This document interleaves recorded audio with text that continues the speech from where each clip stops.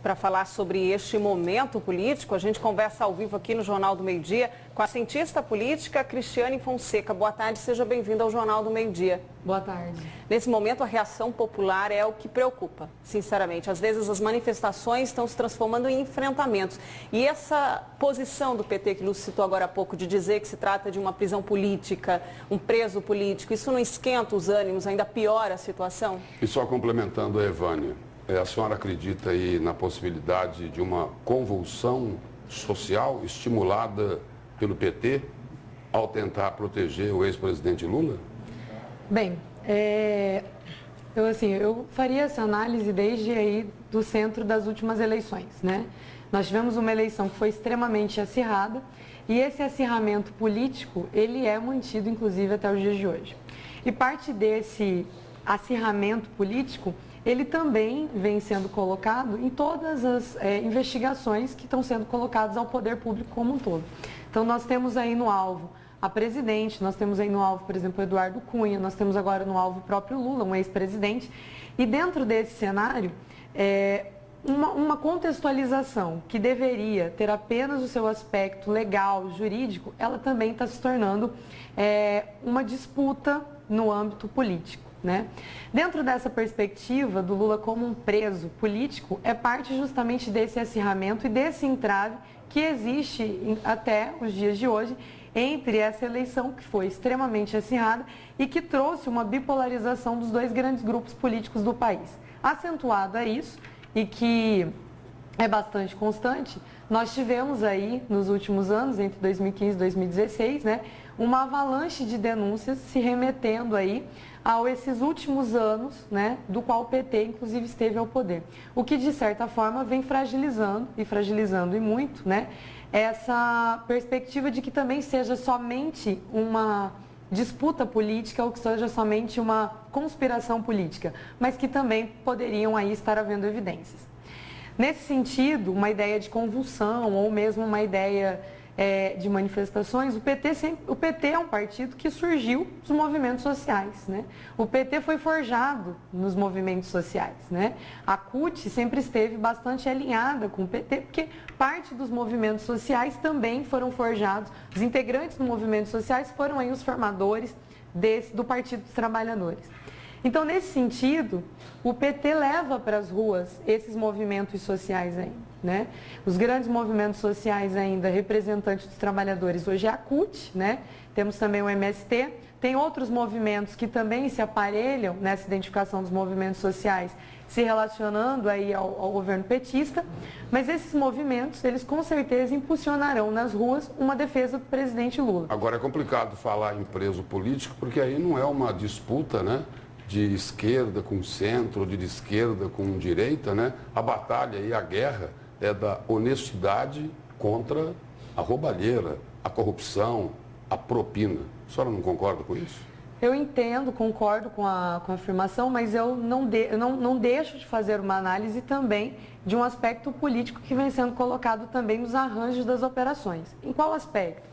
Nós temos hoje, né, o presidente Lula, o ex-presidente Lula, ele ainda nas pesquisas, ainda que ele vem tendo aí caídas, né, ele vem decrescendo a sua intenção de votos em possíveis pleitos eleitorais, ele ainda vem com uma sutileza e não com aquele fervor que ele tinha nas últimas eleições, inclusive a ponto de fazer uma eleição de uma presidente, né, inclusive a reeleição, mas ele ainda vem se despontando como sendo um referencial do PT para um possível pleito em 2018. Mas com todas essas denúncias de corrupção, quer dizer, aparece ele lá, talvez como dono de um triplex, apareceu a imagem dele recebendo as chaves do apartamento, tem um sítio que ele visitou apenas 111 vezes e que levou grande parte da mobília, compraram cozinhas planejadas, mesmo assim?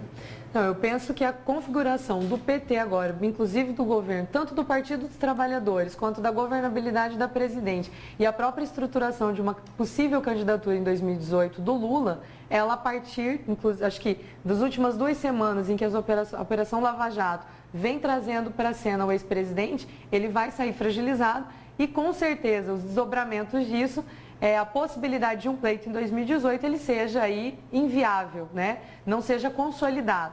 Mas a ideia de uma prisão política dentro de uma fala que vem sendo construída é de uma ideia de que existe um acirramento político ainda. E parte disso se vê, inclusive, em toda essa celeuma que ontem, por exemplo... Mas preso político é um exagero. Não, preso político é um exagero na medida em que a ideia de preso político a gente considera os períodos negros, né, do qual o país passou, que foram aí o momento da ditadura militar, bem como umas outras perspectivas. Então, a ideia de preso político exagera o cenário por qual o presidente, o ex-presidente, vem sendo colocado. No entanto, acho que a intenção, a ideia, o clamor, é na ideia de que existe ainda, dentro dessa perspectiva, um acirramento político, né? Mas que também vem sendo evidenciado e que vai aí desmoronando hoje esse castelo do qual o PT se transformou e que vai se esfacelando aí pelos próximos meses, anos. A senhora falou da fragilidade aí, da falta de governabilidade da presidente Dilma. Ou a popularidade do ex-presidente Lula vem caindo justamente por conta dos escândalos deste governo.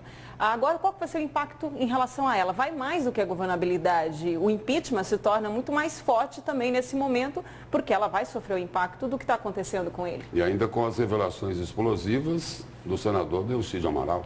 Exatamente.